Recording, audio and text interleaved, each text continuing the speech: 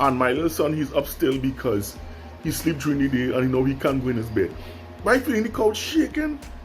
I thinking he doing this, so I was like, Elijah, you shaking the couch? And he was like, no, daddy. Then I hear my wife in the next room calling Paul. It was pretty strong. It was pretty strong. It was pretty powerful. Oh, it's a bit intimidating, but I know what is to come. I know what is to come.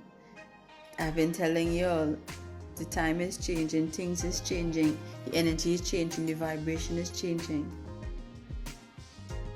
That is the strongest earthquake I've ever felt, and this is in Trinidad and Tobago at 12 midnight on the dot. We just had an earthquake, and it's going to have more. It is going to have more. Brace yourself. A 6.2 magnitude earthquake rocks parts of Trinidad and Tobago, and the UE Seismic Research Center says that it occurred at 11:58 p.m. on June 22nd, 2023. So the nearby cities to be affected in Venezuela's 97 kilometers east-northeast, in Port of Spain, Trinidad and Tobago, 97 kilometers west-northwest, San Fernando, Trinidad and Tobago, 119 kilometers northwest.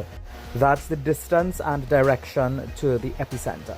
So if you felt it, feel free to comment and let us know.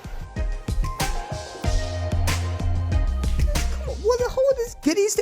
A man gonna look to message me and tell me, oh, that Raja, why you calling a bad spirit?